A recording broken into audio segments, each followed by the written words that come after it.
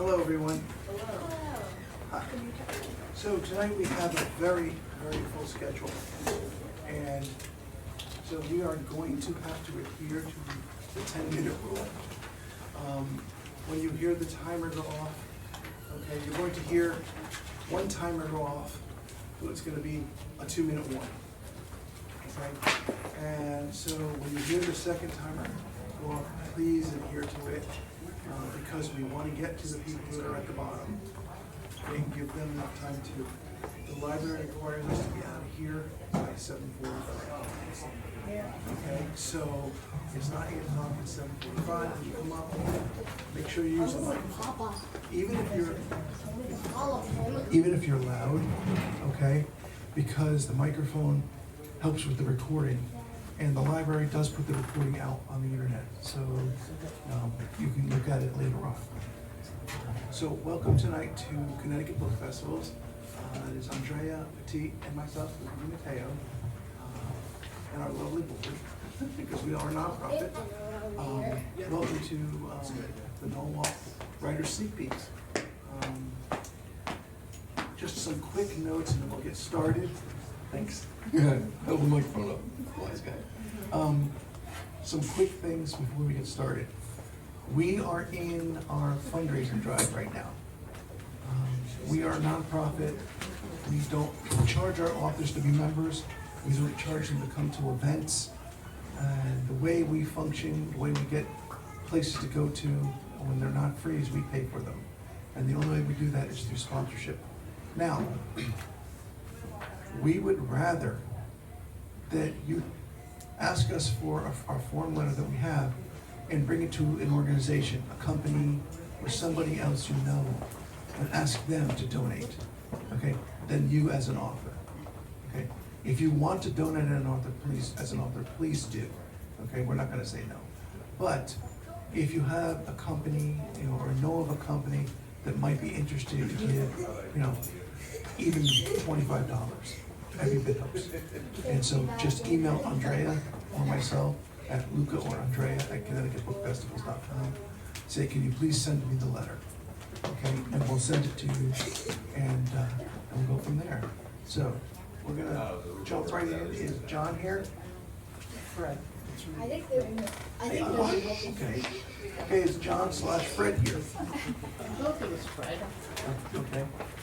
I guess not. So we're gonna keep going. Adrian, I know Adrian's here. So when you come up, tell a little bit about yourself. For the new people, okay, give a quick, brief intro on yourself, what you're going to read, and then go ahead and read. If you're here for the first time again, the art papers, you don't have to fill them out, but it's helpful for the author if you do, okay? We also give verbal feedback, and please do, whether you're reading tonight or just listening, it's important because those feedbacks come from different directions. So make sure you do that. Thank you. No hate speech, no saying, hey, I really liked it. That doesn't help them. Say why. And no saying, hey, I just didn't like it. Okay, say why. Adrian, thank you.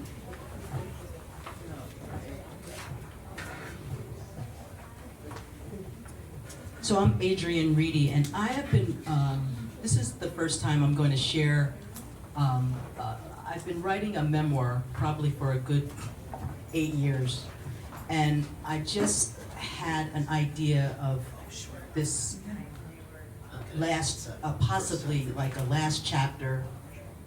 Michael Campbell.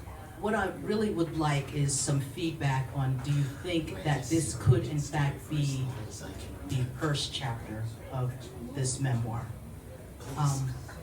So this is about I'll read it, and then if you have any questions, I'll share what it's about. So it's called He Taught Me So Much. Wrestling season was in full swing. Attending Quinn's matches always brought a sense of dread.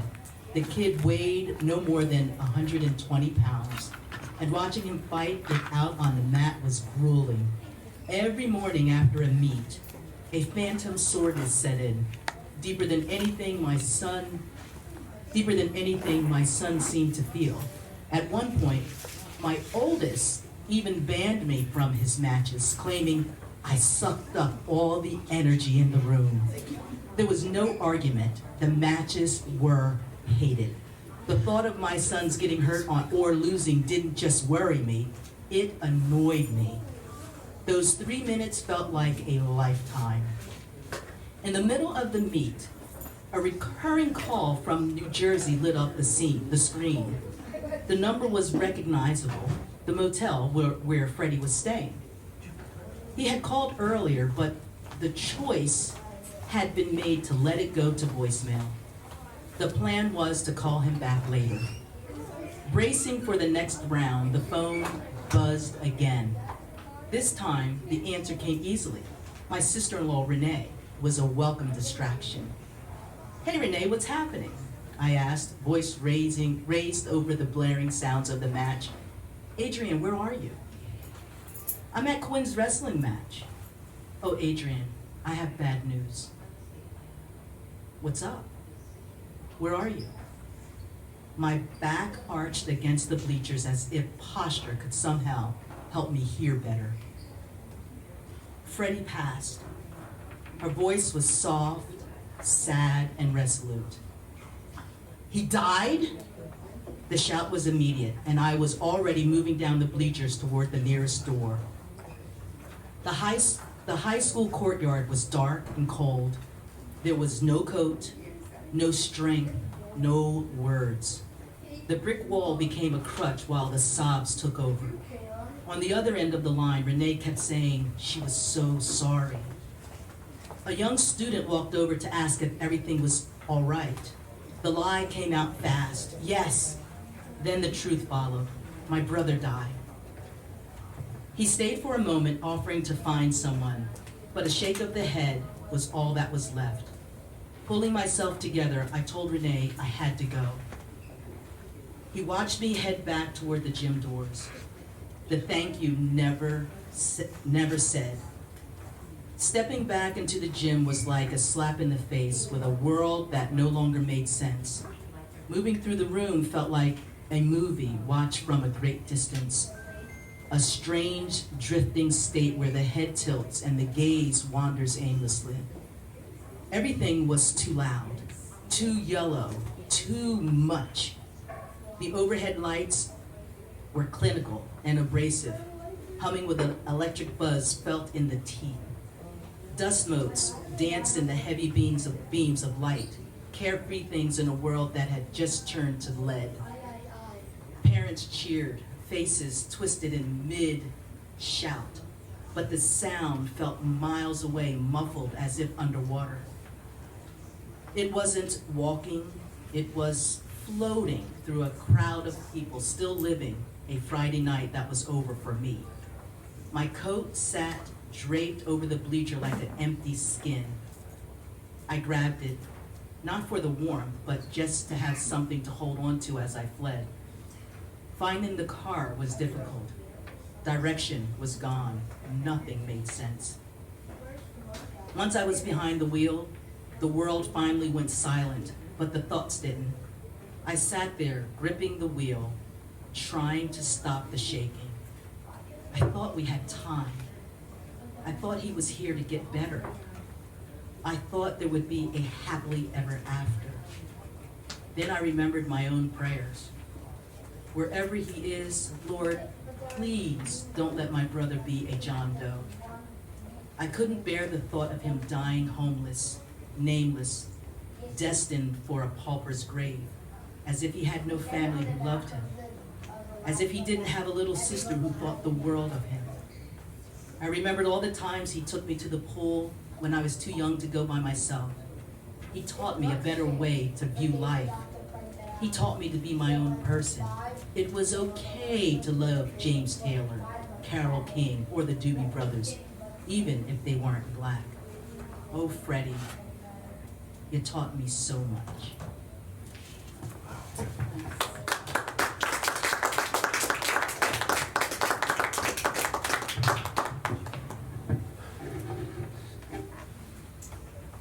I emphasized with the wrestling matches. I took judo when I was in high school, and My parents never came to my matches.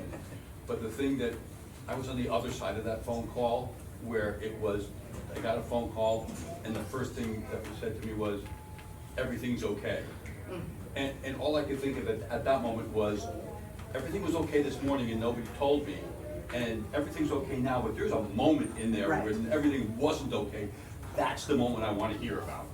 Okay. But yeah, it was great. Great attention to detail. Going to the question of whether that would be a good first chapter, if your brother plays probably later in the book, I think that would be an excellent first chapter. Okay. Yeah, I agree. Because it makes me want to hear more about your relationships. Okay. And I also felt like it was immediately, It's okay. that it was immediately engaging because you use dialogue at the beginning, which I feel is always a way to just grab your reader. So I agree, I feel like it would be a good way to engage, and also just the description of the son, and it just, we can relate to that, even if we don't have a scrawny son who trying to. To wrestle. To wrestle, yeah. I really appreciated how you had analogies sprinkled in, but I don't feel like you were really like forcing it. It just felt like the right amount of analogies and descriptions and imagery. So I really appreciated that. Like using yellow to describe a sound, that was beautiful. I'd like to say the grounding details of it really were very, very effective as well, because it's such a jarring shift that you, as the narrator and the person telling the story, we as the readers and the audience feel that jarring shift of kind of the world falling out from under you, because you grounded it in such realistic detail, and I really felt that shift, and I think that was very, very effective. I think I would like to hear that at the end more than the beginning. I'd like to know more about what happened leading up To get to this. that, and that, yeah. I wanted to read, I just knew I wouldn't have had the time because I thought that first chapter. And so maybe the next time I come, I'll read that, and then you'll be able to see the two. So, yeah, no, I hear you. It was beautiful, and I'd like to hear more. So, you know, I know you're going to do a great job. I liked the foreshadowing about you didn't want him to be a John Doe. So we don't know what was going on in Freddie's life, but we know it was something big and unfortunate. So I like that. I thought you set us up to expect that there's a real story behind it. I think it works as a good first chapter because you draw us in. Okay? With all the imagery, but there's a lot of emotion behind it also. And I think what caught me, and having my own brother pass just last year, okay, I understood that phone call very clearly. So that worry, there's that worry. You do a good job of showing that worry. And not just telling us, but you showed us the worry. And I think the one point that everybody seems to be saying is you drew us in and we want more. And I think that's the sign of a good first chapter. Okay, that we want to turn the page after the period, after that first chapter ends. We want to see what chapter 2 is going to bring. I think you did a good job with it. Okay, thank you. Thank you. Thank you. Thank you. Okay, let's start at the top again, and John/Fred. Good evening. This is a short piece written about a moment in time. I hope you like it. It's entitled Two Dueling Women. Got my attention already. The man sat in the church pew. The service was about to begin.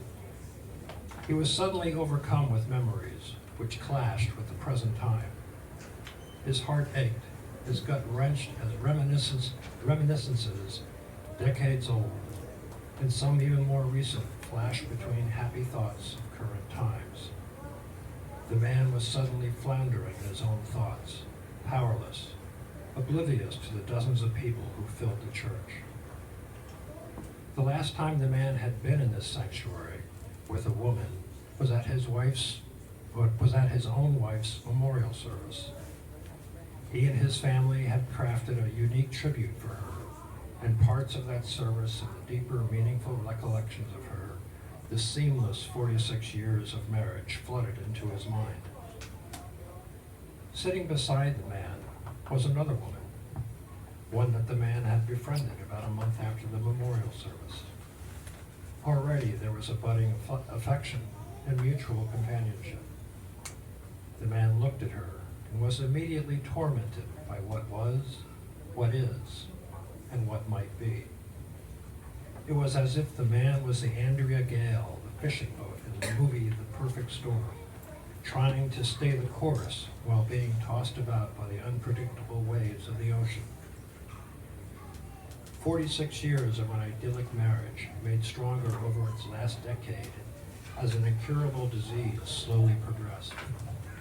They both knew that their love, their bond, kept the affliction at bay. The man began grieving silently and from within during the past 2 years of her life. The man looked across the aisle to a close friend. In a split second, they made eye contact. In the split second that they made eye contact, the friend looked away. Finding another friend, the same act of connecting and immediate disconnecting took place. Do they think this woman is with me too soon? Do they think I should still be grieving in solitude? Am I strong enough to be independent? Or will he acquiesce to their perceptions? He is distraught, overcome with the commemorations of their uniquely special bond, now gone, clashing with her, the new woman in his life, with both the potential of uncertainty but stability for his future. Admittedly, he was growing fond of her, but would his wife understand? The man walked the beach that afternoon, a crisp, vibrant spring day, with the water lapping the shore. It was peaceful. He was trying to find clarity from the morning's confusion, where thoughts of the past almost weakened him, while the present was reaching over, trying to strengthen him. The man thought of Diana Ross, the famous singer and actress. He thought of an interview about 35 years earlier, where the lead singer of the Supremes was between marriages. The topic was love and relationships, and Miss Ross commented, "I want to be in love. When I am in love, I am whole." Although he had been floundering for months, 2/3 of his life had been whole, 2/3 with stability, a purpose, a strength. The man knew that he could never duplicate those years, but he now understood the desire to replicate them. He didn't know enough about the new woman, but at least there was a fresh chapter unfolding in his life, unscripted and not outlined. Life is comprised of chapters, and experiencing great chapters makes you want to have more of them.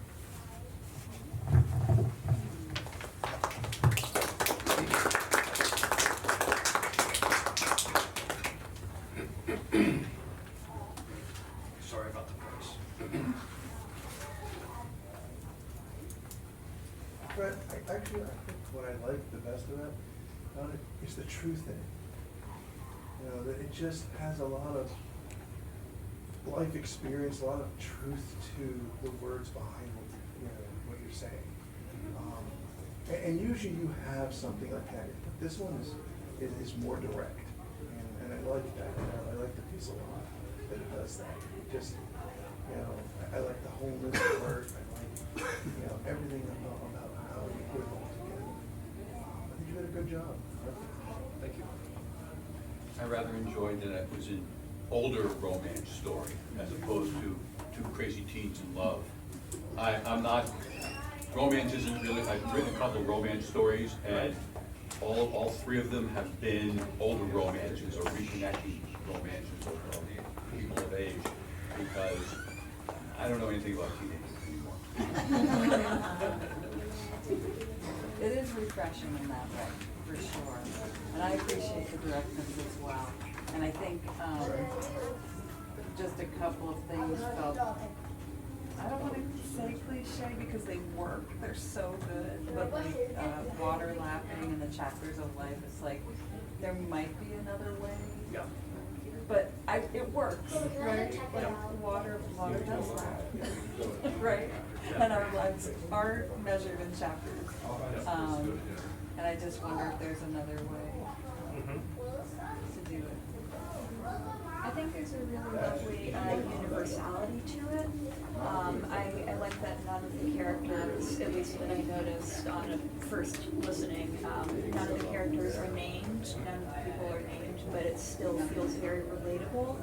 I think that the sentence structures being a little bit more simplistic, not simplistic, more direct and kind of a little bit repetitive. I think that it's a very good choice to kind of, I don't know, it feels very poetic in that sense. And I think that it really like lends to a nice flow of the whole piece. I think it's very well constructed.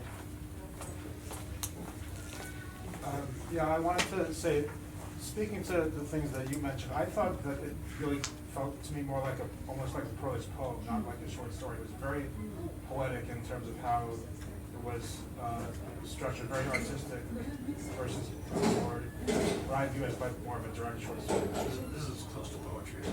Yeah, I thought it was very nice. Well, very close. Well, I'm familiar with this piece about Taylor. I think the thing that I love most is it's very touching, it's very thoughtful, it's very real, as Luca said. It's the truth, the emotions, getting those feelings out there that makes it so powerful. Thank you. Thank you.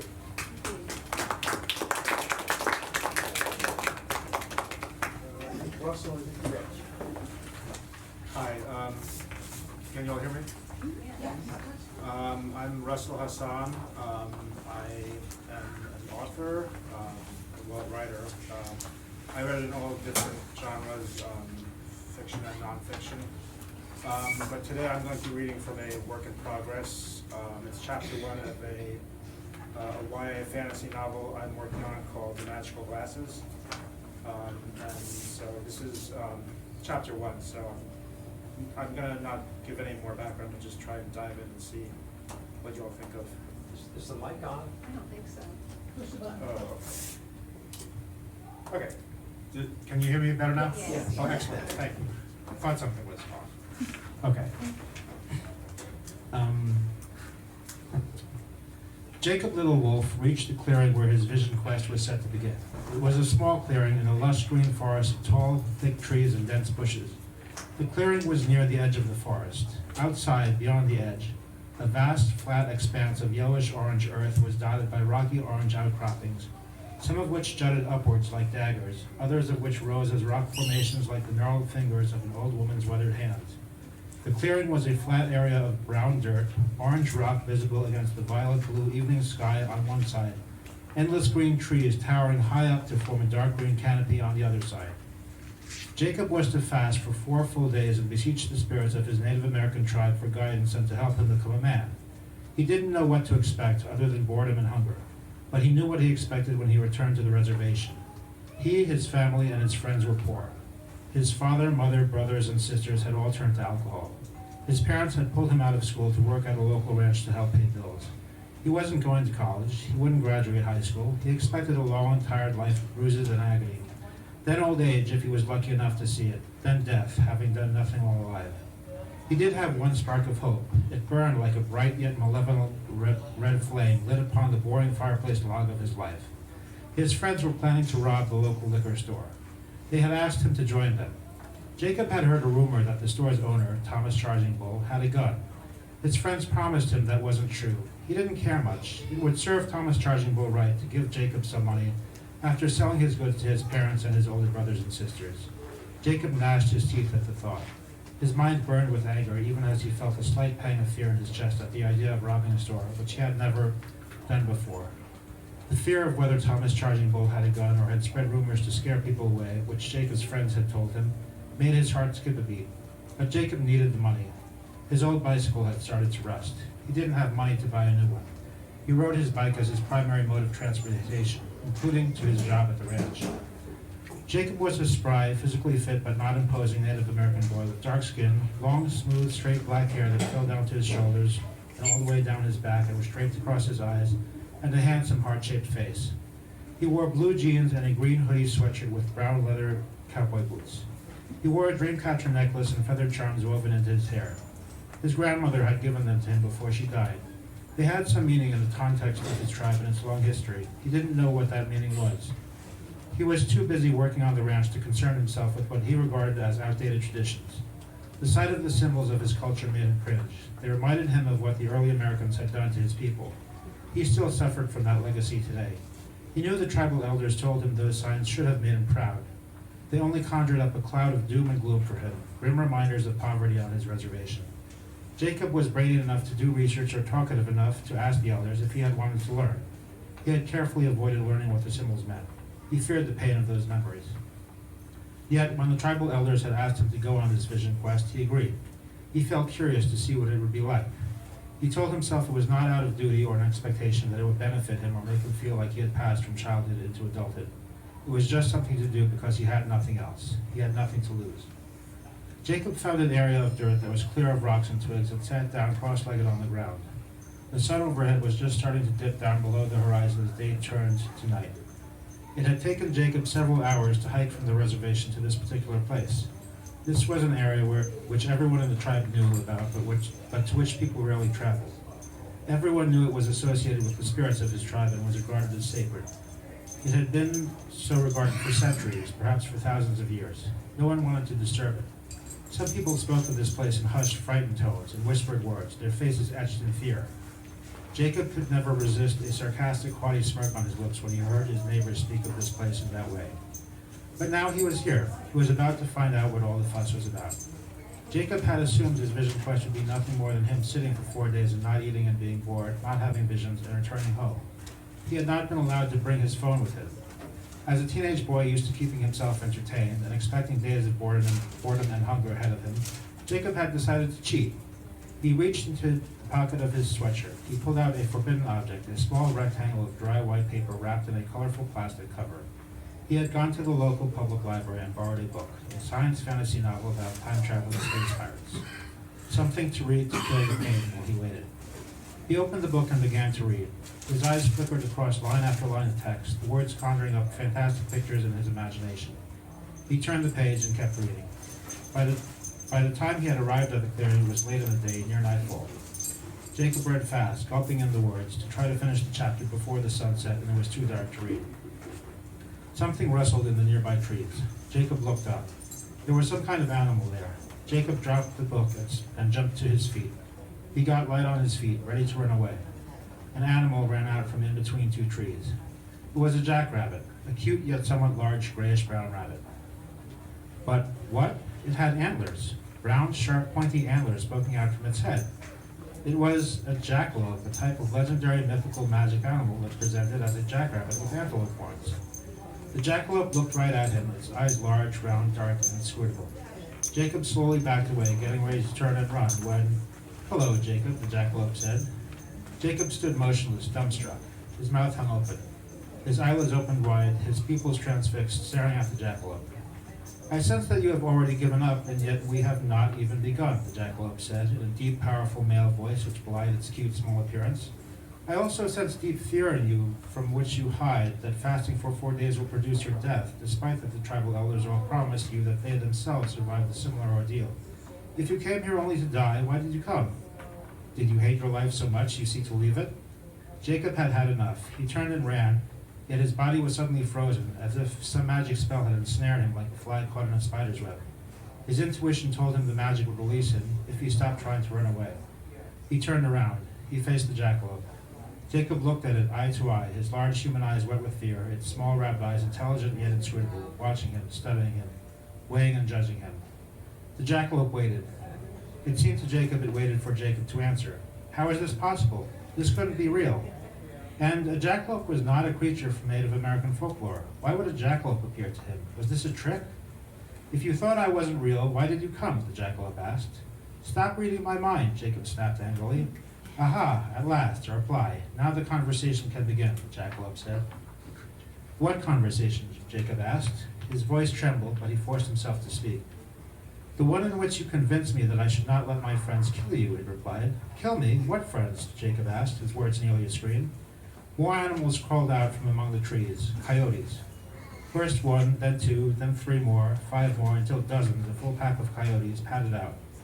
The coyotes surrounded Jacob on all sides. Several of them took positions at each side of the jackalope, like bodyguards. Jacob wanted to run. He couldn't. It was too late, even without the magic. Coyotes hovered in every direction. Their feral eyes watched his every move. Their fang-like teeth drooled in their mouths. Their low growls and predatory leers were the body language of animals looking for prey. They circled around him. If he ran in any direction, they would run him down or catch him. Thieves' friends, the jackalope said. Okay, Jacob said, thinking quickly. Let's have the convo then. Tell me what I need to tell you to get them not to kill me. Now you're engaged. Excellent, it said. Unfortunately, Jacob Little Wolf, you bore me, much as you expected that I would bore you. The moment for conversation has passed. I have decided to let them kill you. The coyotes ran at Jacob. Jacob screamed. He dropped to his knees and covered his face in his hands. No, please, I beg you, Jacob said, eyes closed, the skin of his hands pressed tight over his eyes and face as if to seal out what was happening from his mind. Give me a reason. What is the reason? The jackalope asked. Jacob could feel the hot breath of the coyotes near his face. Their saliva splattered onto him. He kneeled on the ground, hands covering his face to try to protect his face from being bitten. This can't be happening, Jacob implored.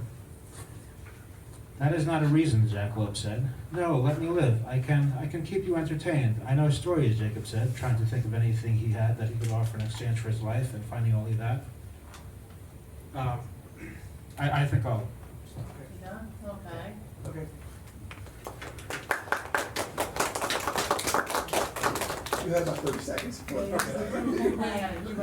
I realized that I wasn't going to have time to finish the end of the chapter. That was a good place to stop. Okay. So I just did. No problem. It's a good cliffhanger. Thank you. Yeah. Yeah, very much so. I enjoyed this story. I'm certainly pulled in. But 2 things I wanted to know from the beginning. What tribe is he? Okay. And where in the United States? You know, is he from the Northwest? Is he a Plains Indian? Is he Navajo? I think that, and traditions and cultures really differ, and you know, I want to know that. Okay. And I would like to know that from the very From the beginning. very when you're beginning, talking when you're telling about that. Okay. Russell, I loved it, I really did, and I'm curious to know, who are you writing this for? Well, it's YA fantasy, so for Like, for teen, young high school kids. high yeah. school kids, Yeah. okay.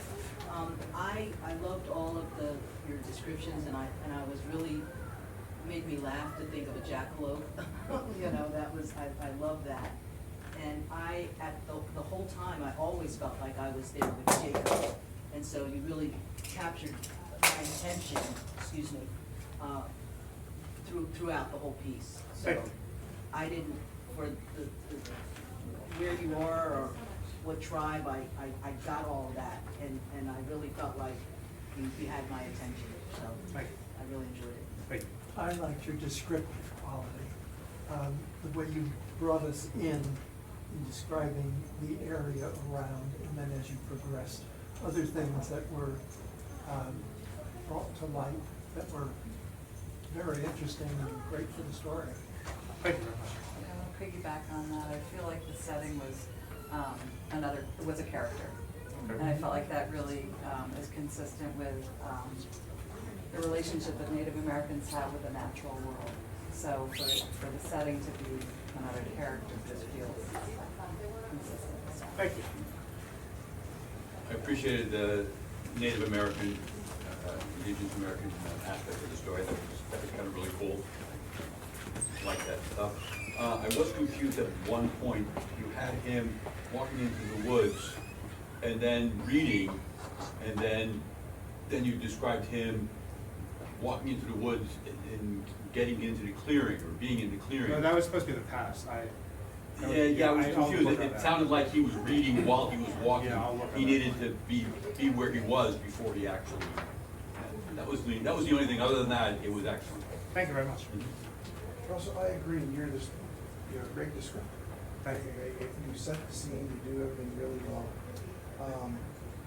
In the beginning, I'd say the first half, there's a lot of narrative.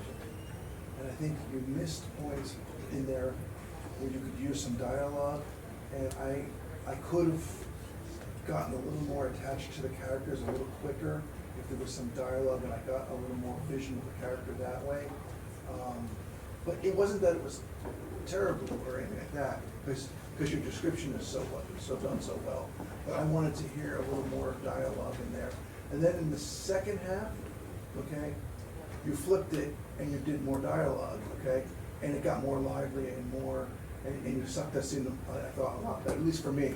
Okay, and I'm a dialogue writer, so take that word. Well, I do want to ask you as a dialogue writer, so at the beginning he's by himself, so how would I do dialogue? You can do it through introspection, you can do it through, he could talk to himself, he could talk to the trees, he could talk to anything, okay? He could just talk out loud because he's afraid to be alone. True. You know, there are a lot of different ways you can do that, you know. He could trip over a stone and start talking to himself, yeah. Because you have a good way of describing stuff, you can add more physical attributes to make him talk, okay, in that way. And you can also carry the story. That'll get the reader to bond with the character a little better. You could also have him recalling a conversation he had with his father, his uncle, his brother, or whatever. Thank you very much. Thank you. Okay. I'm Marla Chisholm, and this is the second time I've been here. The first time I was here, I read a story about something that happened to me when I was a little girl on a trip to Florida when I encountered racism. And I have been writing more vignettes about the subtle and not so subtle ways racist messages have been given to me as a white person. Number one, taking the bus to downtown Youngstown with Grandma always included a treat. Grandma liked to go back to town, the place where she grew and had lived until Grandpa died. At this time, we all lived in the suburbs. Grandma never learned to drive a car, but fortunately, the public bus had a stop at the top of our block, and we could ride all the way to the center of Youngstown. The city still had numerous amenities and was thriving in the 1950s with large department stores, restaurants, shoe stores, record stores, and of course, the Five and Dime.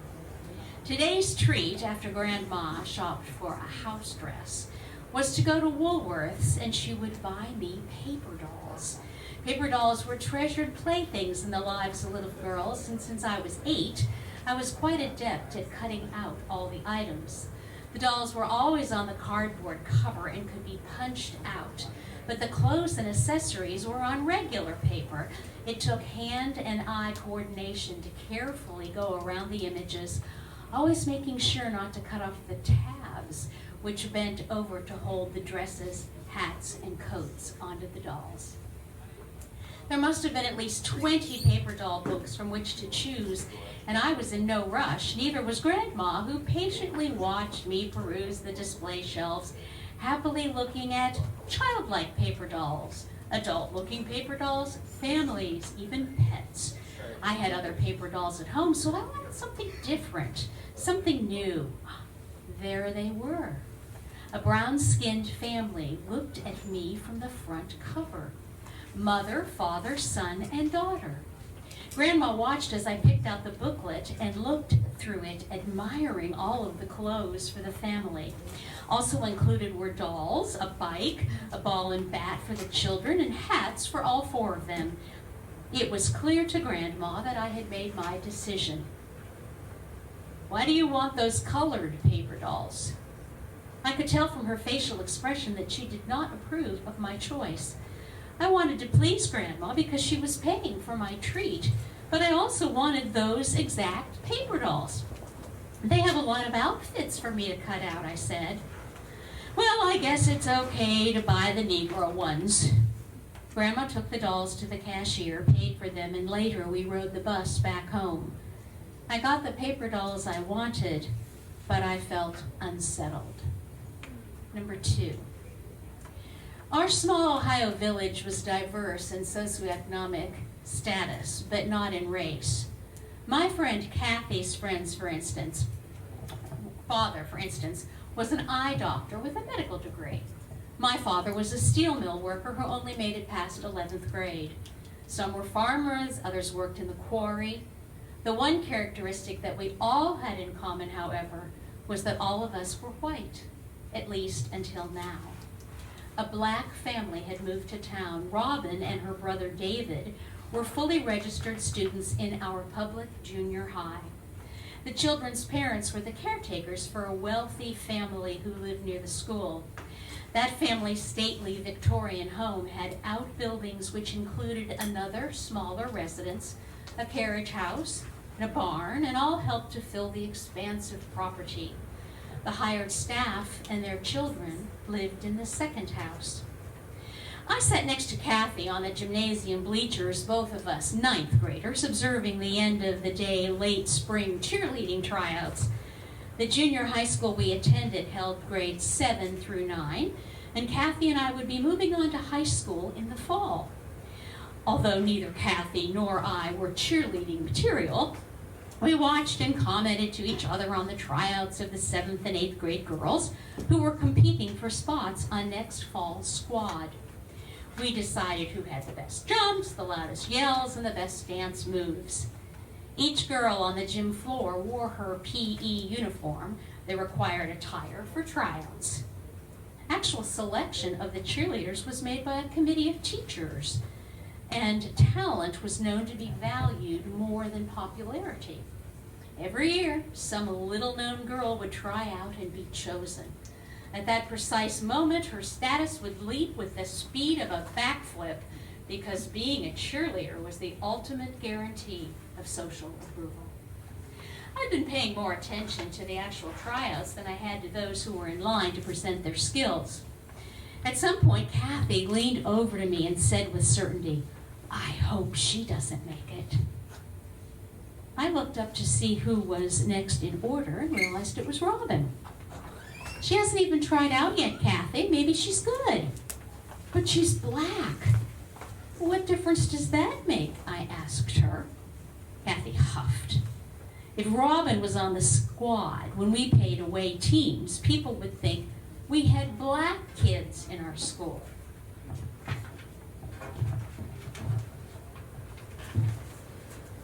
What? I was only 14 and I didn't fully know it, but I'd already chosen sides on the burgeoning civil rights movement. Kathy didn't take the time to look at me or respond because she was carefully watching Robin as she went through the mandatory series of jumps and cheers. Robin, to be truthful, was not particularly practiced, and I knew she would not make the squad. Satisfied, Kathy climbed down from the bleachers. It was evident that our conversation had not affected her as it had me. She turned and smiled. "See you tomorrow, Marla." I sat there for a few minutes thinking of the things I wish I'd said.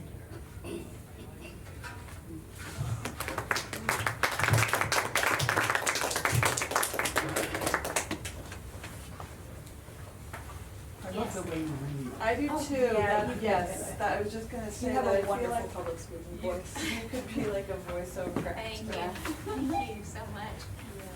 And I feel like the cadence and the rhythm of how you read, but also your writing style is just like so in sync. Thank you. This could have been a continuation of last. Yeah, it was. And I've got more. I actually have a third one, but I don't think I have time to read it. So Andrew said I don't have time to read it. Yes. Marla, I think, you know what I love about your writing, okay, last time and this time, is you bring that innocence, and at the same time, I hate that I know what's coming. Okay, but that's the point of it, okay, and it really is, and you know, and I break down, well done, I mean, you know, because I know that it's gonna happen at some point, okay, and yet it's like I wanna keep pushing it off, because I like the innocence, and, okay, and and invoking the anger and dismay in me of when it happens, to me, that's great writing, okay? Because you're making me feel those emotions, so thank you. Thank you, yes. I appreciate your observations of the inherent racism, and it's not the 50s or the 60s, but it's more 70s and 80s for me, that somebody's telling me a story and they'll say, this black guy, and he stopped him and said, is the fact that he's black important to the story? And if it's not, why did you say it? Because it doesn't matter. I mean, if it's important to the story, I got black friends, my kids have black friends. If it's important to the story, then yes, mention his race. But if it's not, stop.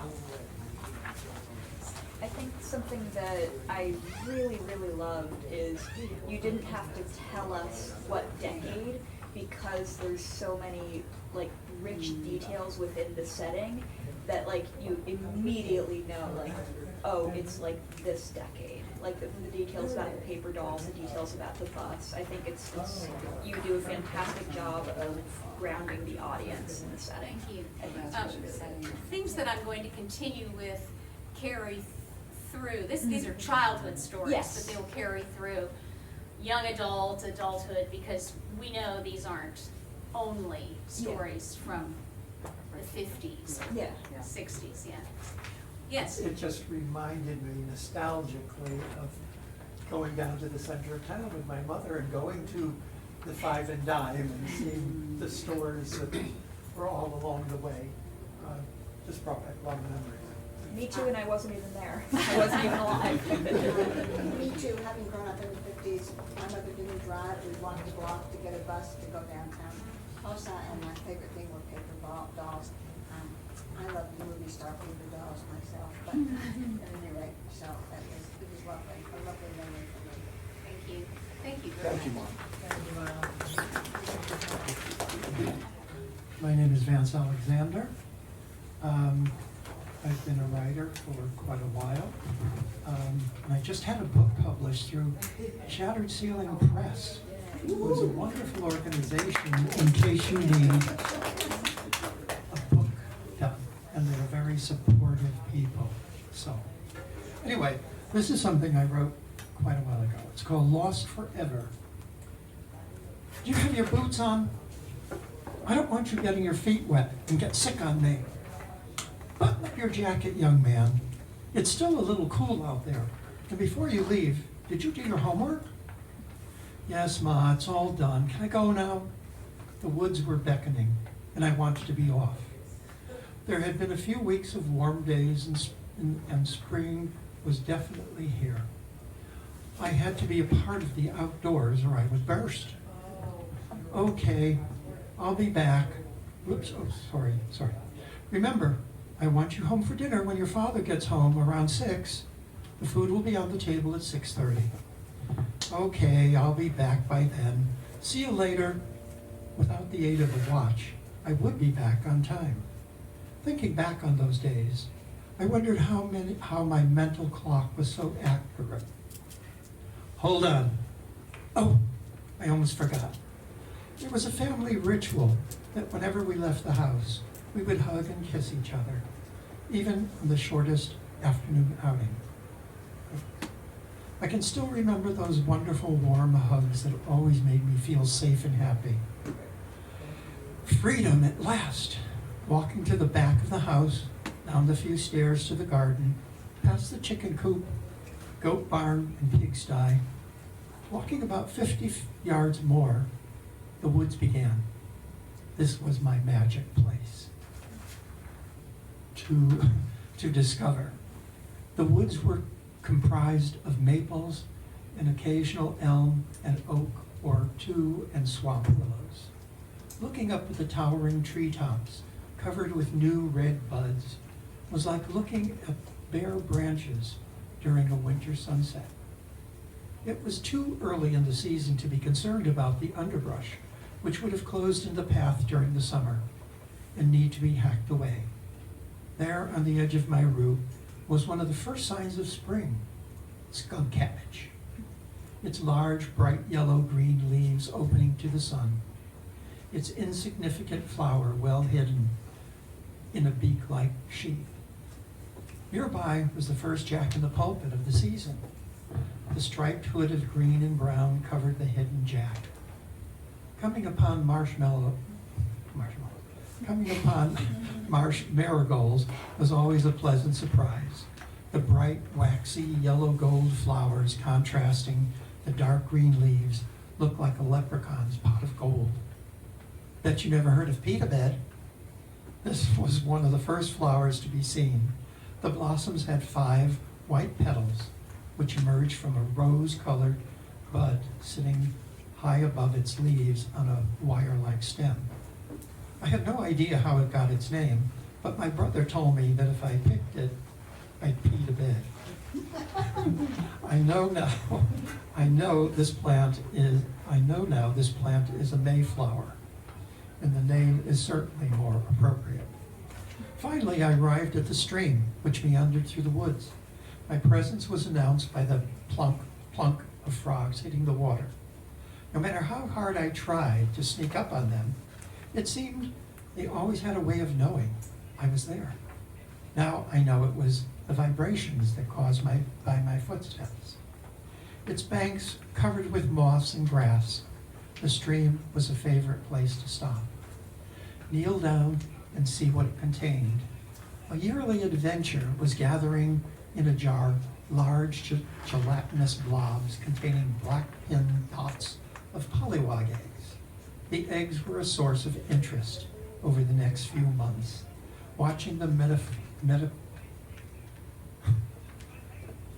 metamorphosis from a small dot to a rather large tadpole, and with any luck, I might get a frog or two.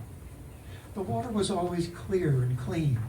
Looking to the bottom, I could see the sand shimmering like 1,000 bits of gold dust. There were places where certain algae grew looking like green hair being brushed by the water as it moved past. If you touched it or picked it up, it turned into a green, slimy mass. Darting among the algae and plants growing from the stream were families of minnows, always fascinating as they moved from sunlight to shade, reflecting the light, turning from gold to blue and green and back to gold. Crossing the stream often meant wet shoes, if the jump wasn't long enough. Otherwise, it meant walking further upstream to cross on a heavy tree trunk bridge. There were also a few spots where jumping from stone to stone provided safe passage to the other side. Today, I tried the jump. A running start and the leap into the air landed me almost on the other bank. Almost. Splush. Missing by inches, I could feel the cold water fill in my boots. It was a marathon leap that got me to the other bank. Today was too enjoyable to be worried about a little water. Dumping the excess from my boot, I was on my way again.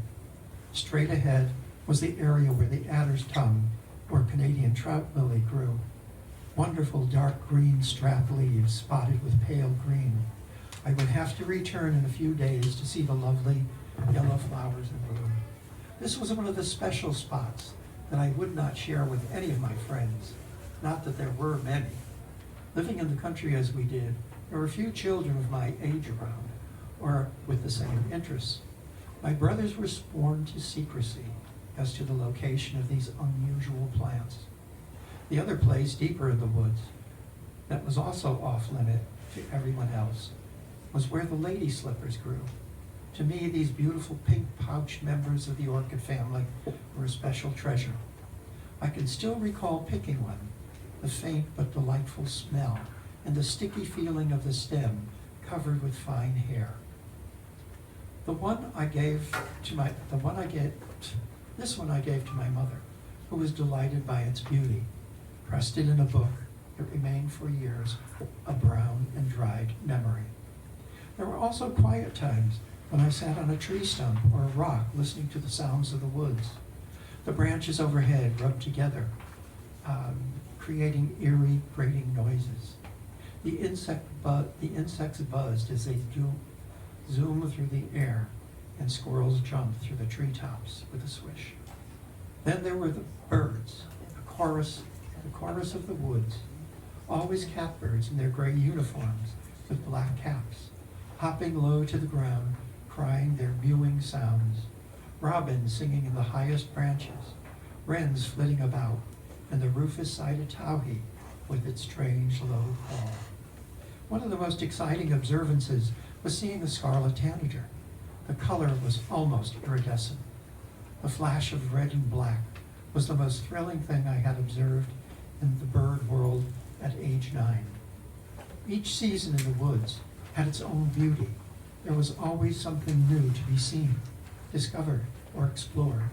In the summer, the canopy of leaves shaded the ground, where ostrich interrupted Christmas and cinnamon ferns and other variety of ferns would luxuriate. Near the stream, jewelweed would grow in profusion. The little orange and yellow flowers were neat, but it was the inch-long seed capsules that were the most fun. When the slightest pressure was applied, the cucumber-like seed pods would explode, sending seeds into the air, while the remainder of the pod twisted into a bizarre shape. To this day, I cannot pass a jewelweed plant without looking for the pods to pop. Fall was the time of remarkable beauty. The maples would turn brilliant shades of red, yellow, and orange, while the other trees also changed color. It was the maples that were the most impressive. The ferns, too, changed their coloring, from green to yellow, rust, and brown. All was in harmony. Winter visits to the woods were few, for back then, we seemed to have more snow. By the time I got home from school, did my homework and chores, it was too dark to go exploring. There were Sunday visits after lunch, when bundled from head to toe, I would be off. The falling snow created wonderful shapes over low bushes, tree stumps, and other things on the ground. It was a great time to see who was living in the woods by their tracks. Deer tracks were rare, but common were squirrels, rabbits, foxes, raccoons, and possums. Even little wood mice left theirs. What a wonderful sensation it was to be out of doors, with the sun shining brightly, reflecting off the pure white snow. It looked the look of diamond dust on everything. It started happening one summer when I was about 12. First, there were subtle changes in the woods. The ground became white. Like an Oscar speech. Time?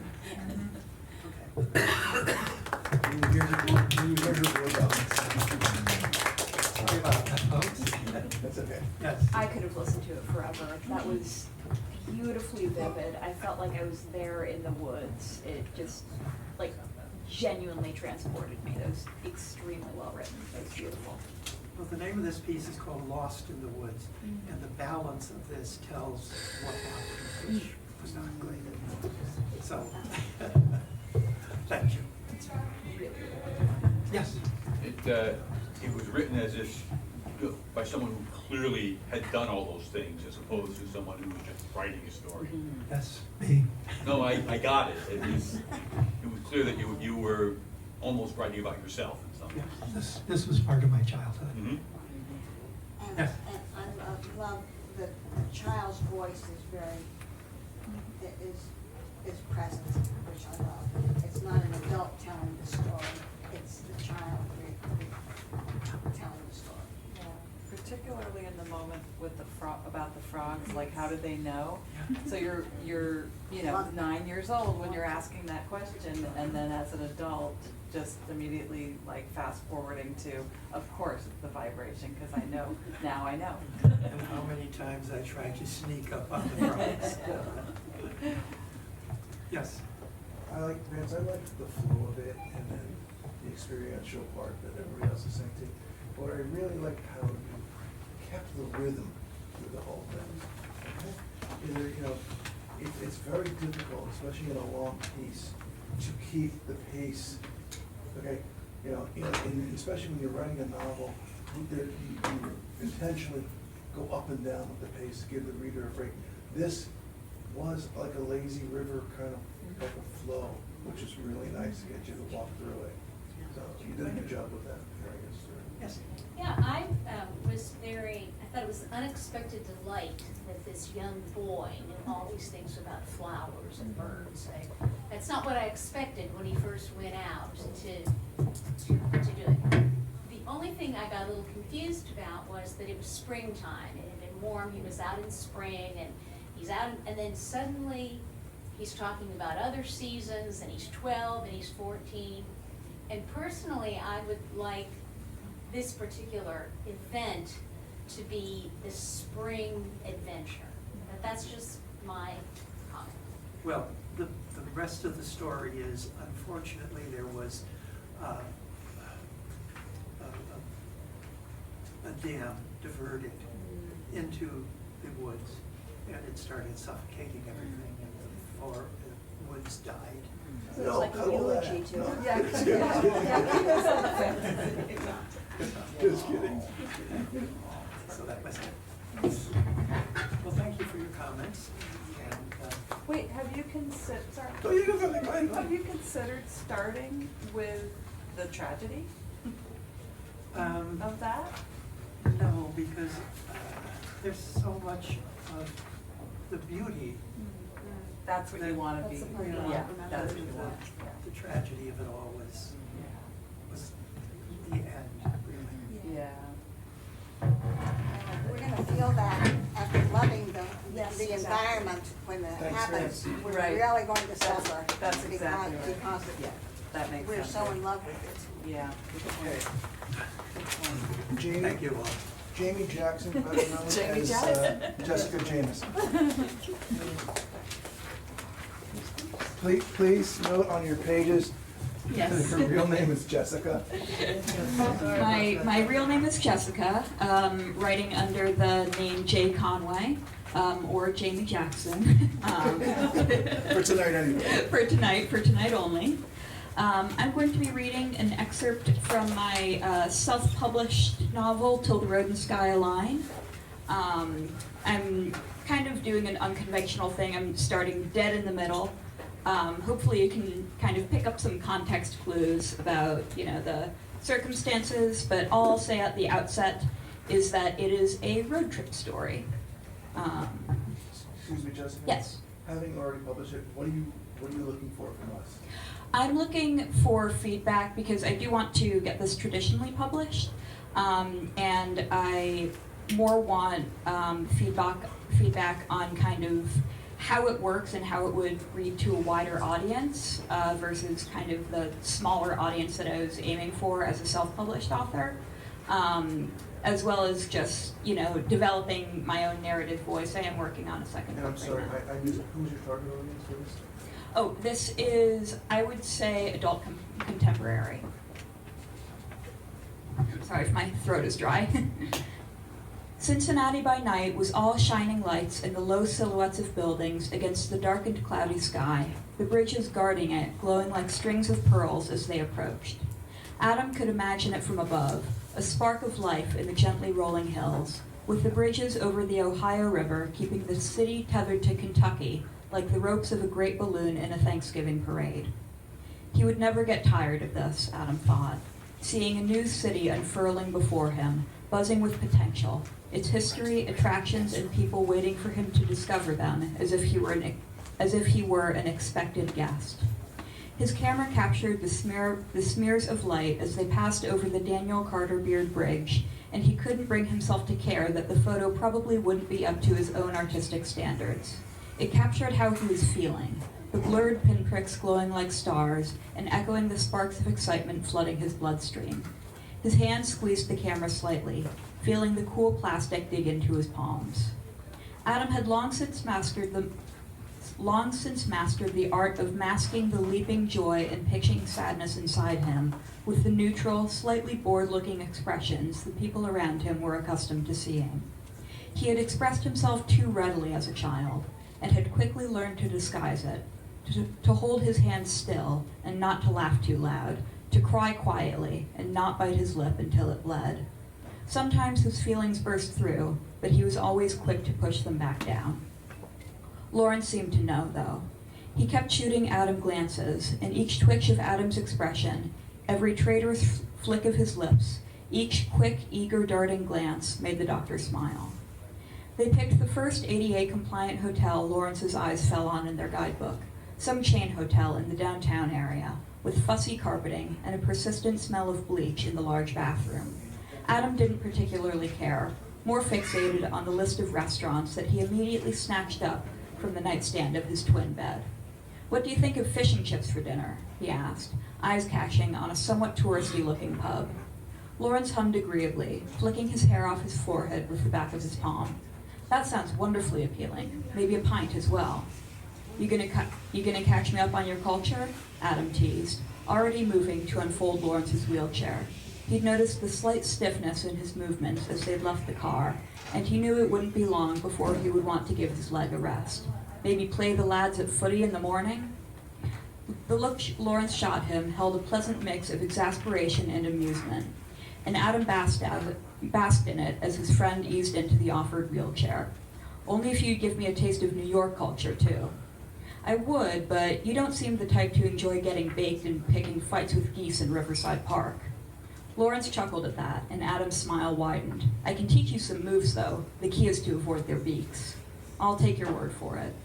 He wheeled himself through the door, and Adam followed, slipping his keycard into his back pocket. The restaurant was crowded enough that Lawrence had a little difficulty maneuvering to their table, nearly running over the toes of a man sitting alone on the table adjacent to them.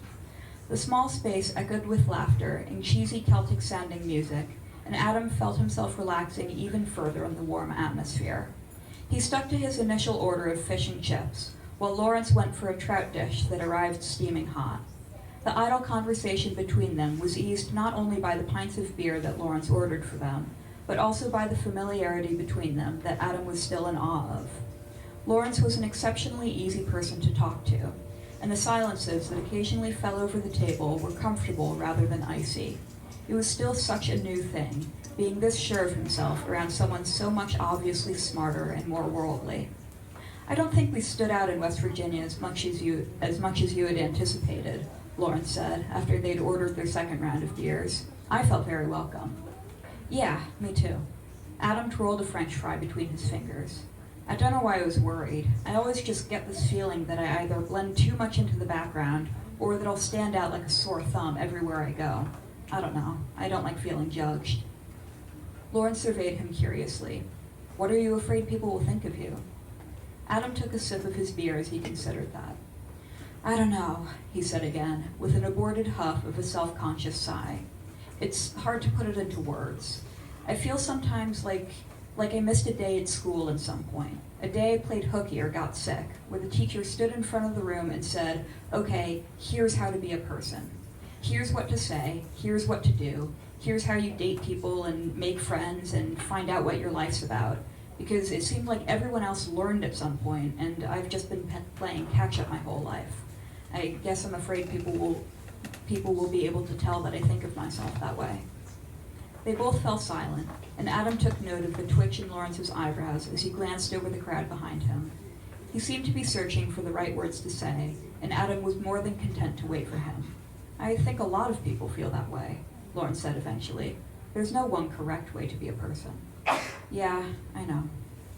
Lawrence's eyes were tinged with gray in the warm light of the restaurant as he held Adam's gaze. "What do you think people see when they look at you?" He didn't want to answer that.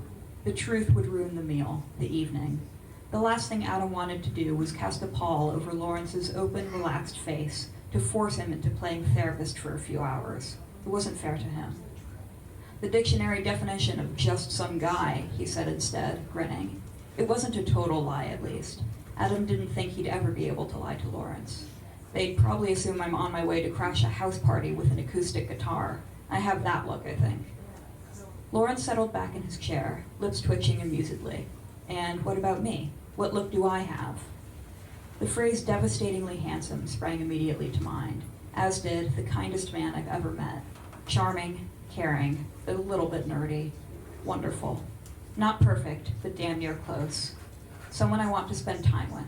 Someone I can't get enough of. Someone I could find myself loving. "Honestly, I thought you were a lawyer when I first saw you," Adam said, interrupting the treacherous flow of his own thoughts. The suit, the coat, all that. You looked rich, but not enough of a jerk to be haughty about it. Lawrence's eyes gleamed. And what about her?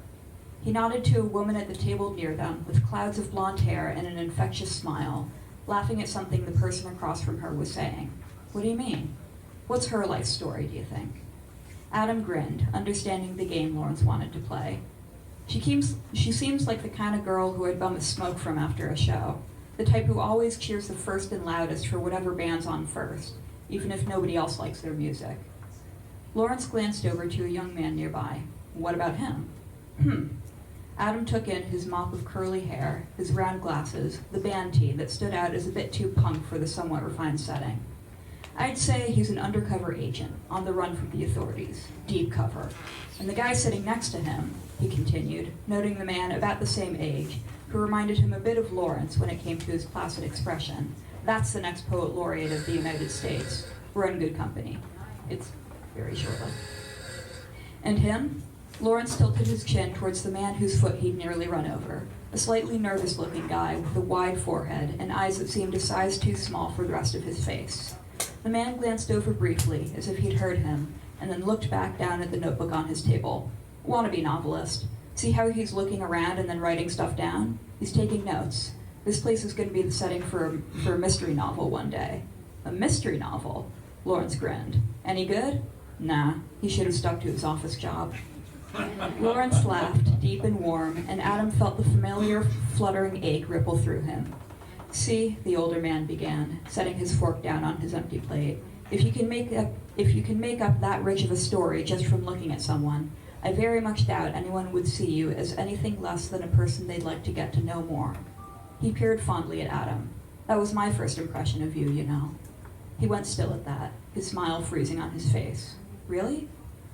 I saw you from across the store, Lawrence said, and Adam's heart pounded in his ears, a skipping, off-tempo thunder, and I knew that I wanted to know you. I don't think you were ever a stranger to me. You were always someone I was going to find. Adam couldn't say anything to respond to that. There weren't any words he could find that wouldn't lay him completely bare. I wanted to know you too, he said softly, and Lawrence smiled, and the unsaid knowing in his eyes was enough.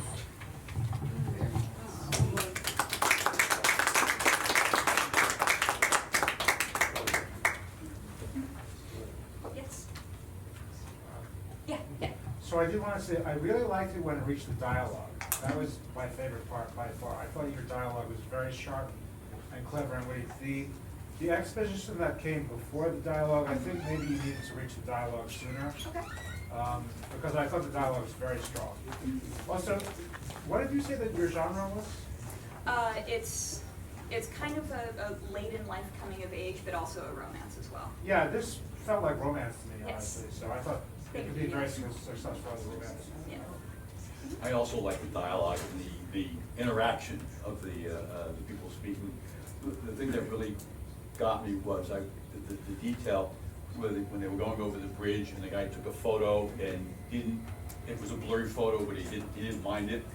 I was at a comic book show and John Winston Schiff, who played the Flash in the 90s, was there, and I took his picture as he was getting up and moving, and he went, "Oh, no, wait." And I said, "No, you're the Flash. You should be in motion." You should be in motion. You should be blurry. Yes. It's hard when you get a snapshot in the middle of the story to get the characters and stuff like that. I would like you to come back. I'd like to hear the first part, the first chapter. But I agree with everyone else. Your dialogue is strong. It's very strong. And if you're going to present this to an agent, you're gonna get asked to rewrite some of the description for it into dialogue because you're such a good dialogue writer. One of the key points that you're good at is using physical attributes instead of saying he said, she said. Okay, and using the physical attributes to show the reader who's talking. Don't lose that in yourself. Okay, don't lose the fact that you're a good dialogue writer. Okay, because you think you need to add narrative. Yeah. Okay, because you're good enough to carry the stories with your dialogue.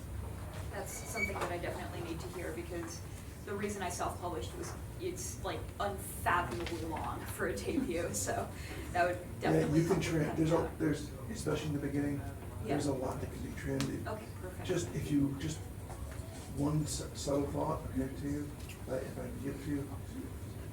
If you write something and it's not moving the story forward, okay, an agent's gonna tell you to cut it. Yes. An editor's gonna tell you to cut it, okay? So you're better off doing it yourself. Yes, exactly.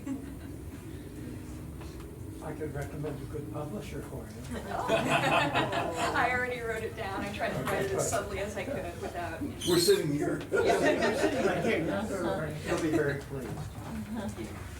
Yes, you're a very good writer. Thank you. I enjoyed everything about it. I've been through Cincinnati many times. I've never.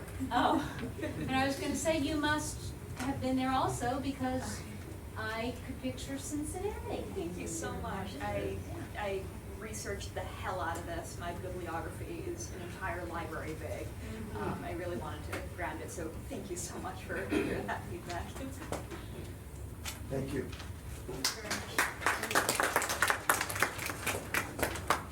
Okay, Fran, you're up. The name of this piece is a length, like a novella. It's called The Final Resting of the Third Mrs. Henderson. And I've read sections of it, but I've never started from the very beginning, so at any rate, this is the beginning of the story. Although it was only 5:30 in the morning and the temperature was already climbing into the 80s, all the young men in the small cabin were still asleep. Oh, microphone. Sorry. Hello? Although it was only 5:30 in the morning and the temperature was already climbing into the 80s, all the young men in the small cabin were still asleep. They were in various degrees of undress, mainly just briefs, and their deeply tanned bodies looked even darker in contrast to the rumpled white sheets they lay on and under. Their bodies glistened with tiny drops of perspiration, and a couple of T-shirts that had been discarded during the hot night lay damp on the floor next to their bunks. The heat, which already promised a punishing day, was helped by the one luxury the cabin afforded, an old ceiling fan which whirled softly, harmonizing with the slight snoring and the cicadas. It was the main reason the boys were finally able to fall into that deep, restful state of sleep, which often comes in the early morning hours after a restless or sleepless night. The quiet, soft morning sounds in the cabin were unexpectedly broken, however, by the light squeaking of the cabin screen door and Michael's shoulder being shaken. Michael Marsh, like the other three young men in the cabin, was the senior counselor at Camp Takatoka, the YMCA camp for eastern Oklahoma. They were all mainly college students and had been together for the past 3 summers. They were all hired at the same time as junior counselors who had to sleep in hot, noisy cabins with 8 to 10 rowdy little boys. But over the 3 years, they had all become close friends and had risen together to the rank of senior counselors who got to sleep in this smaller, quieter cabin which had a ceiling fan and no little boys. Michael tried for several confused minutes to wake up. He thought someone was talking to him in his dream, but as he began to pull himself awake and try to focus on who it was, he became even more confused. "Toby, what are you doing here? What time is it?" "It's 5:30, Toby whispered. "I'm sorry to have to wake you so early, but my dad sent me. You've got an urgent call from home and you've got to come to the office right now." Michael's stomach clenched.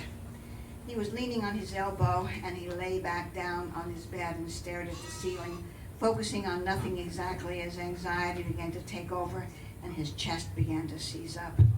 1,000 fears started racing through his head. Mama, Daddy, Grandma, or Mary Alice? Please God, don't let it be Mary Alice. And the more his imagination took over as he tried to force himself awake, the more his stomach knotted up and his mouth went dry. He suddenly realized that he was shirtless and starting to perspire, but he was too preoccupied to figure out if it was from the heat of the morning or from his fear. both of which were steadily increasing. Almost totally awake by now from all the adrenaline surging through him, he threw his legs over the side of the bunk and sat up. He ran his hands through his hair and told Toby he'd be there in a minute and don't let the door slam. Toby left quietly, and Michael, after pulling on a pair of shorts and buffalo sandals, followed closely behind.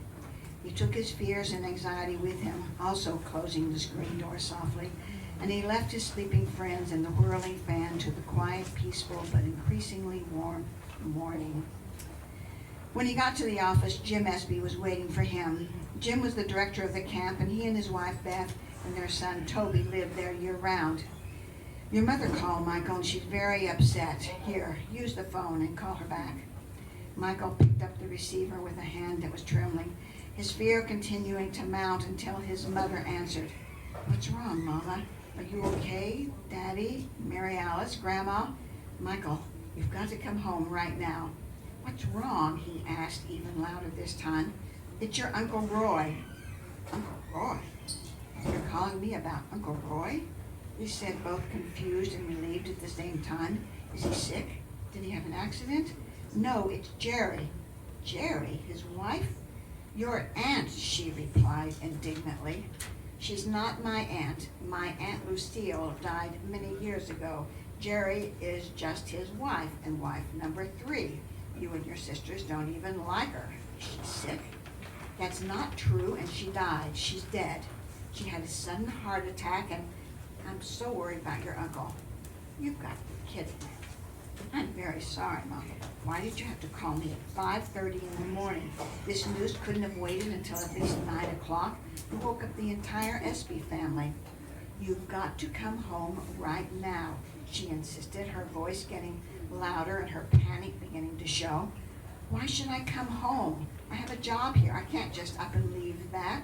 And if you want me to call Uncle Roy in Indiana, I can do that just as easily from here as I can from home. Well, he's not in Indiana. He's on a train coming here. What? Why in the world is he doing that? And where is Jerry? She's still in Indiana. Good grief, he left her? Michael asked incredulously. She's coming on the train tomorrow. They couldn't get her ready in time to come today. The girl who does the hair and makeup at the funeral home is off today, and your Uncle Roy didn't want anyone else to. Oh my God, he interrupted. And your Aunt Ruby and your Aunt Ruth are also on their way home, she said anxiously. She added anxiously, as she needed to get this information out quickly before she was possibly cut off. They'll stay with us, and that doesn't explain why Uncle Roy is coming to Oklahoma to have the funeral, or why I have to come home today. Jerry's from Oklahoma, and her family want her brought back here to be buried with the rest of the family. Why isn't she going to be buried with Uncle Roy in Indiana? He's going to be buried with your Aunt Lucille and, oh, of course, and where is poor wife number 2 buried, he asked sarcastically. I don't know, and we're talking about Jerry, and he loved her very much. There was silence as she gathered her courage to continue. The funeral is going to take place at your grandmother's little community church on Friday, and on Friday, today's Wednesday. How are you going to arrange a funeral in 2 days, he said in disbelief. And I told your uncle you would play the piano for the service, she said, not answering his last question. Michael was torn between an incredible sense of relief that all the people he loved most in the world were still alive and well, and annoyance with his mother for her inconsiderate and unnecessary early morning call, as well as her presumption that he would agree to this command performance. He was getting angry, but he also understood. He was a very fine pianist and was working on 2 majors at the University of Tulsa, so his mother's request would be a very simple undertaking. His mother adored her older and only brother, and though he wasn't Michael's favorite relative, he was very fond of him. Uncle Roy was quite a character, and the most fun of his mother's siblings. Also, as incensed as he was with her at the moment, he knew she would be overwhelmed and worn down with all her siblings descending upon her, wanting everything to be perfect. He also knew that she wanted him home to serve as a distraction for her sisters and brother. Her husband Tom would keep her calm and help with the cooking, and Michael, as the favorite nephew, could entertain both his aunts and uncle. This would free her up to attend to all the household and funeral details that would have to be attended to during their stay. He would also possibly get to see his sister Mary Alice, whom he was very close to and hadn't seen all summer. After a long silence, he said as calmly as he could, barely concealing his anger, "Mother, I'll come home today, and I'll leave as soon as I can get my schedule covered. I will, of course, play for the funeral, and I'll pick up Uncle Roy. Are you satisfied?" He had said all of this in a low, measured tone, and before he even let her answer, and he asked, "Does Mary Alice know, or has she been spared an early morning wake-up call?" "No, I haven't called her yet, and thank you," she almost whispered into the phone in the hurt voice that both he and his sister had titled her martyr tone and found so annoying. She was relieved but also hurt, and although satisfied that her call had been successful, he knew her head would now be drooping down toward her left shoulder, which would momentarily begin to twitch like an ill-treated puppy. Michael felt guilty, which was, of course, the point of her demeanor, because he had been mean and sarcastic. So, trying to let go of his last remnants of his anger, he asked a little more gently, "How is she supposed to get home?" "I don't know yet, but she can always take a bus home if necessary. Maybe I should go pick her up." "You don't have time to drive to Branson. You've got to be home by 10 o'clock, she said quickly. Her anxiety immediately sparked again. "Okay, Mother, don't worry. I'll make it, and I'll call Mary Alice." "Thank you, sweetheart," she said. "Do I?"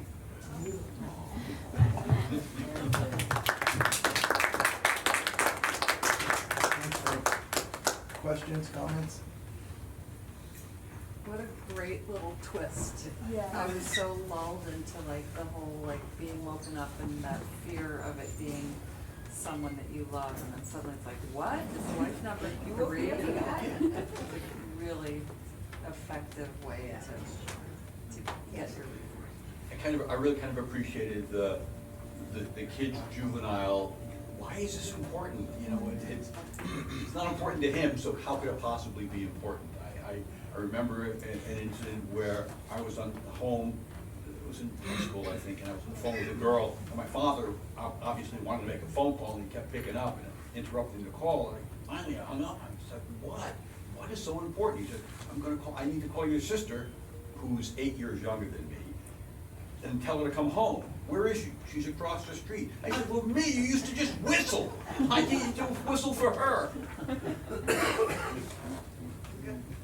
Fred, I love your writing, and I just wrote down, I love the controlled chaos, the sarcasm, and the humor, while you keep the realism of family going, okay? And I think everyone can relate to that. You know, there's always this chaotic energy when the family's all together, okay? And yet, they're gonna come together, okay? And you do a really good job of showing all that. And so I really enjoy when you read. Thank you. I remember Buffalo Sandals. My brother's favorite. Thank you. Thank you.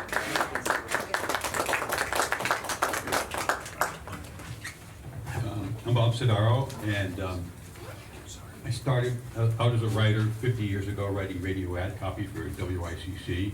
I moved into print as a journalist in the field of comic books, and I started creating comic books back in the 80s. And that's what I'm doing now, is I'm mostly writing comics and short stories. The story that I'm reading now, I started reading last time around, and I was asked to bring it back and continue the story, so I'm going to pick it up from right about where I was.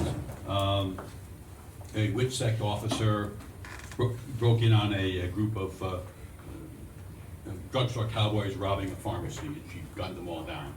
But meanwhile, she's in the middle of her own migraine. She was having a problem. All right. Police, nobody move, came a cry from the front door as the DC police burst into the building. Immediately, Anne Marie dropped to her knees, held her hands over her head with her thumb through the finger guard of the Smith & Wesson. Federal Marshal, she called out as a pair of cops in SWAT gear moved in and drew a bead on her as she knelt. Officers, my name is Anne Marie Roman. I'm a federal marshal with the WITSEC program. I work out of the office on Clark Street in Arlington. I'm wearing my shield on a chain around my neck under my blouse. I'm going to reach under my blouse and pull it out slowly. However, before she could move, one of the cops reached inside her blouse, forcefully pulling out her badge and yanked it towards him to read, popping the top 2 buttons of her blouse in the process. Yeah, she's a Fed, he said to his partner. No, stop, she's not with them, the pharmacist Joe said as he hurried towards them. That's Marshal Roman. She's one of my patients. She stopped the holdup. In one hand, Joe had a cup of water. In the other, he held a plastic cup with Anne Marie's meds. Shouldering his way past the SWAT cops, he knelt next to Anne Marie and handed her both cups. Here, Marshal, I've got your meds. Anne Marie allowed the SWAT cop, who hadn't grabbed her, to take the gun, then reached around and reached out and grabbed the water and meds. After downing both the meds and washing it back with the water, she rocked it back on her knees and sat cross-legged on the floor, holding her head in her hands. She said, everyone just go about their business. I'm just gonna sit here a bit and hope I die. Then she leaned forward with her hand in her head in her hands and on her elbows and her knees, and remained motionless. The 2 SWAT officers kept their guns aimed at her until a pharmacist looked up at each of them and said, shoot, go away, do something, leave her alone. Finally realizing that she was no threat, they eventually moved to check out the fallen assailants. The pharmacist then retrieved the 2 cups and went back to his station. About 15 minutes had passed when Anne Marie finally stirred, and as she slowly attempted to stand, the pharmacist rushed back to her side, steadied her as she stood. Are you feeling any better, Marshal? Looking over at him, Anne Marie smiled weakly and said, Joe, oh my God, what happened? Was any of that real? Yes, some drugstore cowboys tried to rip us off for pharmaceuticals, but you stopped them. Thank you so much. God, what did I do? All I wanted was my meds. Did I get them all? Was anyone hurt? You killed 3 of them, of the 4 thieves, but no one else was hurt. Swell. Marshal Roman, a baritone voice called out. Glad to see you're back with us. Anne Marie looked around to see SWAT captain approaching her. Captain, I'm so sorry for all this mess. All I wanted were my meds. Oh, speaking of which, the pharmacist chimed in as he pressed the prescription bottle into Anne Marie's hand. No, don't worry about that, Marshal, the SWAT captain said. We've been chasing these dirtbags for quite some time now. Never been able to catch them in the act. What I want to talk to you about is we think we found your phone, the captain said as he handed Anne Marie a smartphone.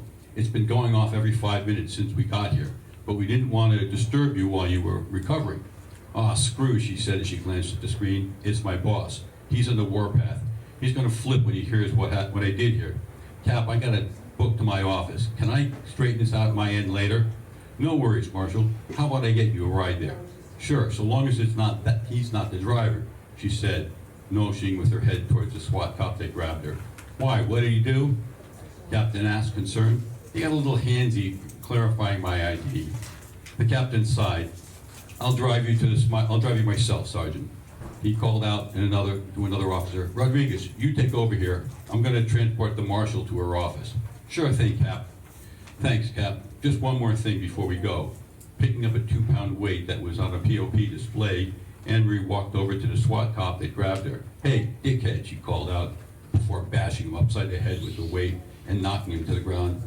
Didn't anybody tell you never put your hands on a lady's blouse without first asking her permission? She then dropped the weight to the floor and turned towards the captain. Okay, Cap, I'm ready now, she said as she headed for the door. I don't know what happened, Jurgens, the captain said to his fallen officer as he followed the marshal at the Roman, but you're on report.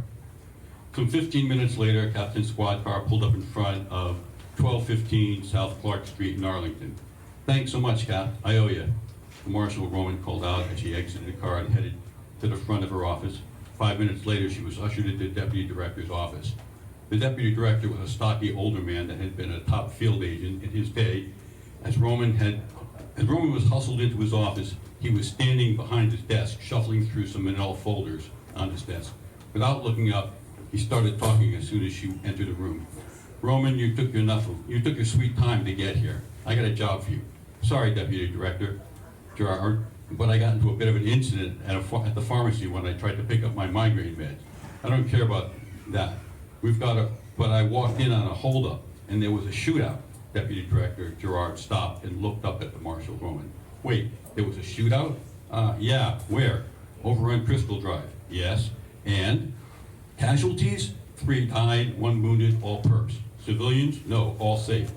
Deputy Director looked at the folder in his hands. Then I don't care. No? No. Well then, okay then, what's the gig? Anne Marie said, sitting down. I need you to go down to Wolftown, Virginia and check out WITSEC placement. Sit with them and his family until a team from the DOD arrive. Wait, why do we have to babysit him? Can't DOD check up on their own? Well, technically, he's one of ours. He's a former Marine who went into the program after he mustered out because he got mixed up with some sort of drug operation. Apparently, the DOD can't get a team there for a couple of days. We need to secure the asset till they get there. Glancing up from the folder, he looked directly at Marshal Roman. That will be you. Standing, Emery said, okay, sir, I'll head out there straight away. And thanks for not chewing me out for the pharmacy thing. Day's not over yet, Roman. Mary has the file. He replied as he looked back down at the folder. Then, just before she exited the office, he called out to her, oh, and Roman. Anne-Marie stopped and looked back at him. Keep your eyes open on this one. There's something hinky about all of this. What do you mean, sir? I don't know, none of it feels right to me. Plus, the DOD specifically requested you be the one to go check on him, so try not to cock up the whole thing, okay? Sure thing, sir. As Anne-Marie approached the Deputy Director's secretary desk, she said, hey Mary, Deputy Director Gerard says you have a file for me? Looking up at Anne-Marie, the perky blonde secretary handed her a folder. Oh yeah, here. Then reaching under her desk, she pulled out a small brown bag, which she also handed to Anne-Marie. And take this. It's for the little girl. Apparently she lost her drawer during the relocation. Anne-Marie looked into the bag. It contained a stuffed spare and shrugged. Okay. And just keep an eye out on the kid. Something's off about her. What do you mean? I don't know. When you first came in for placement, she was a bright, happy kid. But by the time they were settled, she seemed reserved and pensive, like there was something wrong, but she wouldn't talk to anyone. And you're telling me this like I'm a parent of the year? I'm not so good with adults, and you want me to play doting on to this kid? I just want you to be an effective agent of this office, Mary said, and more sternly. Realizing that the Deputy Director's secretary was now speaking ex cathedra with the voice of the Deputy Director, Anne-Marie changed her own tone and said, yeah, sure, I'll keep an eye on the kid. Mary's expression immediately morphed back into her usual perky self, and she replied, great, thanks. There's a car reserved for you down in the carport. See you in a couple of days. Shaking her head slightly and sighing, Anne-Marie, bearing the folder and the bag with the teddy, headed for the door. Once out of the office, she headed back to the carport, picked up the car reserved for her, and headed back to her apartment. Upon arriving at her place, she grabbed her go bag and got on the road. Some 2.5 hours later, it was dusk, and the moon was beginning to rise. As Anne-Marie found herself pulling up in front of an old dilapidated farmhouse that long since seen better days. Parking the car on the dirt driveway, she stepped out of the car, only to be greeted by a rifle shot whizzing by her head. Ducking behind the open driver's door, she pulled out her own service piece, a Glock 15. Don't shoot, I'm a federal marshal. I'm here for your protection. Okay. That's good. Stop there. That's a good spot, yes. Cliffhanger. Anybody? Comments? So I have a question. When Anne-Marie is going to this witness protection issue, is that the main plot of the story? Yes, this is where we get into what's coming up. So, forgive me if you disagree, but I almost think you don't need the section where she's at the drugstore with the robbery. You could cut directly to her just walking into the office and getting to the main mission. It could, but this is a character that it's been in my head for a while, and as I mentioned last time, she's a very angry character. I need her motif is she likes kicking indoors and shooting people. That's who she is. And I know she's angry. I just didn't know why until I was writing this story, and I got three-quarters of the way through the story when I went, oh, that's why she's angry. That's a good reason. And I was completely, I literally had to stop writing and absorb that for a moment. Does the robbery relate to later on in the story? No, It's it's just, Character setting. yeah, it's just setting things up. Okay. Go ahead. I can definitely see that you wrote comics in the past. It's very punchy. Yes, I wrote yes. down that it reminds me of an 80s action movie. It's very, yeah. Graphic novels now, that's Yes. I've been reading comic books since 1961. I've been working in the field since 1981. It shows. It definitely shows. Yes. Robert, if she's angry, if she's an angry person, make her more angry. Okay? Make her more angry through, let her fire extra shots into the people she's killing. Okay? Make her argue with the people in the office. We don't get that she's angry. Oh, well, the shots, she counted the shots. That was part of the last thing, where doesn't anybody count bullets anymore? So she's counting, so she can't shoot more times because there's not more bullets in the gun. Well, okay, but somehow I didn't get that she was an angry person. Okay, all right. So sometimes you have to make them over the top a little more. Okay. Go ahead, Jen. To make her more angry. I hear you. I know she's angry, and sometimes I forget that you don't necessarily know that. Right, there's a saying, trust the reader, but remember they're not in your head writing it with you, okay? I knew the guys who created the Mutant Ninja Turtles, and I was talking to them, and they appeared in black and white first, and then they transferred into color. And the first time they appeared in color, all their masks were red. And I was talking to one of them, and I said, "You screwed up." "What do you mean?" "Well, because I don't know who's talking unless I look at their weapons, and then I can tell who's talking." And he said to me, "Oh, you're right, because we always know who's talking." The next time they appeared in color, they all had different colored masks. She needs to be more angry, more sarcastic, more quippy, you know? If you want her to come across as being that, make her that. Okay. It gets more as she interacts with the wit sector. But you're getting into the meat of the story, and we don't see any signs of that yet. I mean, I understand a slow burn, okay, but you've got to give us some glimpses. Okay. No, good. If you don't mind me Good just point. saying. No, I appreciate that. That's good. I felt like I was watching it like TV. It was like so. I don't know if it was again like a cadence of how you're reading it, but it just felt like it just was action packed. You know, just I really appreciated that. No, I did work in radio, and I was told I had to work in radio. There you go. Who illustrated your comics? A number of different people. They were all independent stuff, and it's a bunch of different people. And I'm getting more.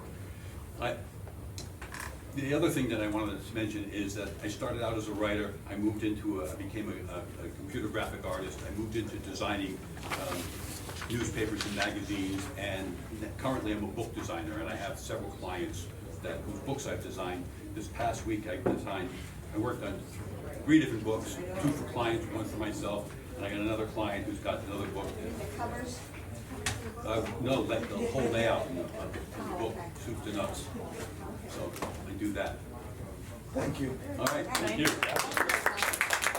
Hey guys, real quick, because we have a few seconds, because they want us out by 7:45.